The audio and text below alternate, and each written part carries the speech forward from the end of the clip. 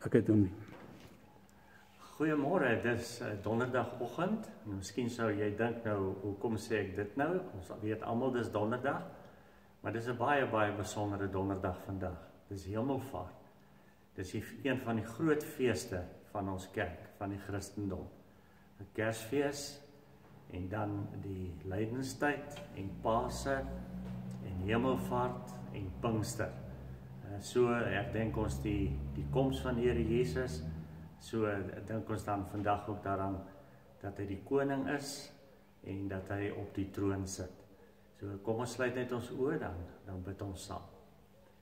Ons Hemelse Vader, dankie dat ons hier mag gaan bid en dat U die Here van ons lewe is. Dankie vir hierdie besondere dag en vir die fees wat ons kan vier, vir die sekerheid dat U troon nie leeg is nie, dat U daar is, dat U regeer, maar dat U ook by ons is elke oomblik. Seën ons ook nou as ons met U woord besig is. Ons bid dit in die naam van ons verlosser Jesus Christus. Amen.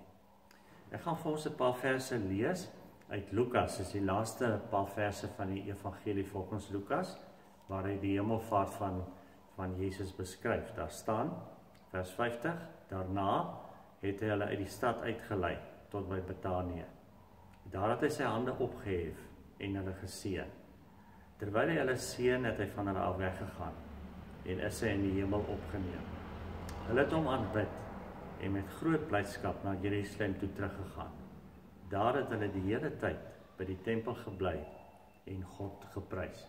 Die gedeelte begin met die woordjie daarna.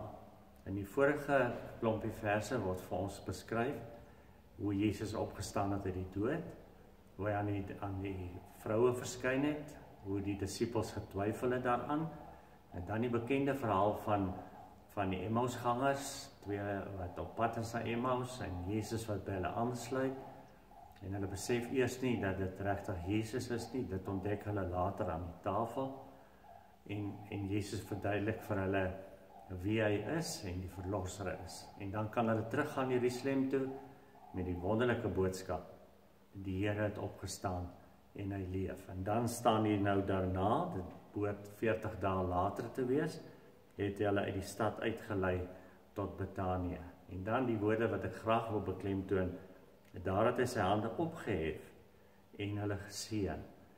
In die Bybel word die seëninge wat uitgespreek word deur mense baie hoog geag. Daar is baie voorbeelde daarvan.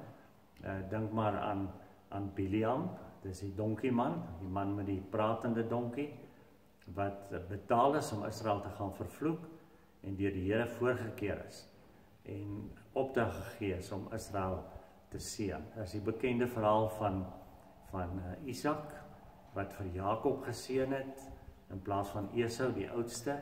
Jy ken die verhaal, en die geweldige ramp wat dit vir Esau gebring het. So daar is groot waarde geheg aan die seën wat oor mense uitgespreek is. Ons beleef dit mos elke Sondag as die seën aan die einde van die diens uitgespreek word.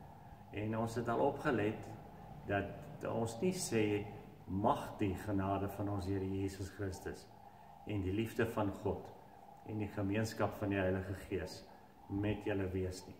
Daar word gesê dit sal wees. Dit is waar. Dit is iets wat ek kan saamneem uit die erediens die week tegemoet.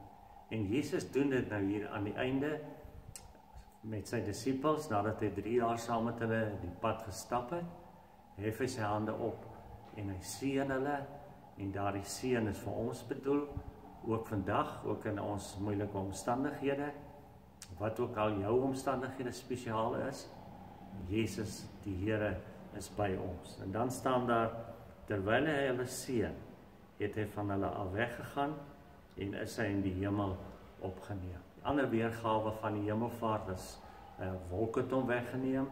Is ook 'n baie bekende beeld wat in die Bybel gebruik word. Dink maar aan Israel met die 4 kolomme in die nag, die wolkkolom in die dag, die inwyding van die tempel, Salomo se tempel, die wolk wat neergedaal het, die wolk wat sê God is hier, God is teenwoordig, hy is hier by ons. Hy is die Here. En dan staan hier hulle het hom aanbid en met groot blydskap na Jerusalem toe teruggegaan. Hulle het hom aanbid want hy is die Here.